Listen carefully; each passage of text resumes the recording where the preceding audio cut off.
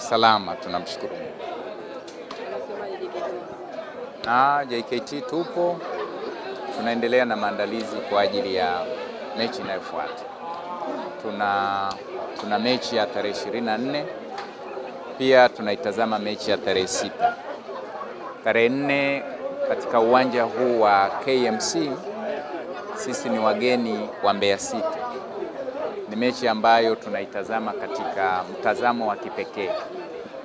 Izingatiwa kwamba mechi iliyopita tulipata matokeo ambayo hayakutufurahisha.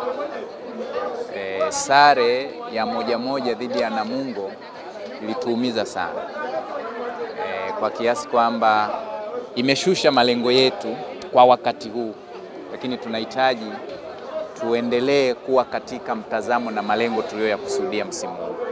Kwa hiyo mechi tunayoitazama kwa sasa ni mechi dhidi ya Mbeya City. Mbeya City si timu ya kubezwa, si timu ya kudharauriwa. Matokeo haya dhidi ya Tanzania Prisons ni mpira, lakini mechi moja iliyopita nyuma, ndani mliona walichokifanya wakiwa ugenini dhidi ya KMC, walishinda goli 3. Kwa hiyo ni timu ambayo inaweza. Sasa sisi maandalizi tunayafanya tukijua tunakwenda kucheza na timu gani na nini tunachohitaji katika mchezo huu.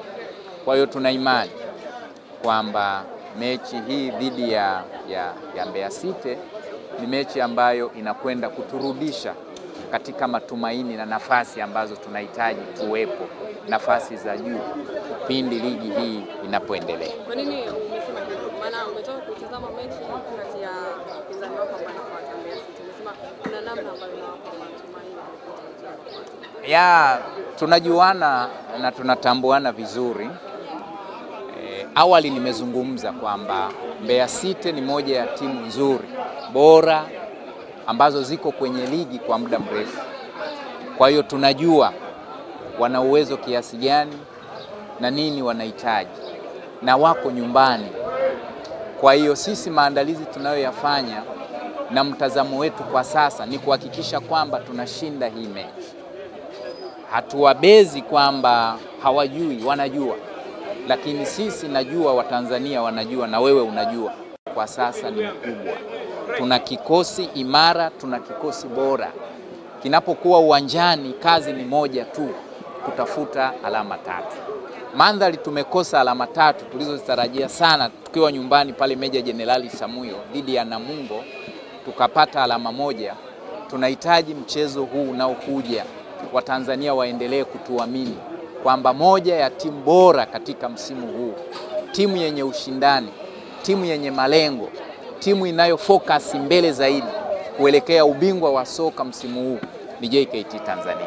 Sasa ili Watanzania watutazame hivyo, lazima tuwe na matokeo chanya katika michezo tunayocheza. Kwa hiyo mchezo unaofuata Mbeya City tarehe 24 hapa KMC, na baadaye pale Meja Jenerali Samuyo tarehe 6 tutakuwa tunawaalika Simba Sports Club. Ni mchezo mwingine ambao unakwenda sasa kuonesha ubora wa kikosi chetu kwa jumla. Tunapokutana na timu kama hizo, basi Watanzania huwa wanajaji kwamba hii hakika ni timu bora. Hawa wengine kina Mbeya City kina nani, huwa wanawaona wa kawaida tu, wafunge ngapi, hawakuoni kama wewe ni bora.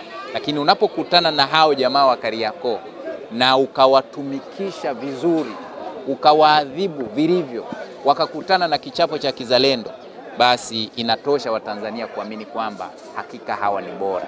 Hatuzungumzi tu kwa sababu tunataka kuzungumza. Tunazungumza kile ambacho tunahitaji tukiishi, kwamba huu ndio uwezo wetu na haya ndiyo malengo yetu. Tunahitaji kufanya vyema msimu huu. Tunahitaji kuulilia sana huo, na ili tufikie huko ni kushinda mechi.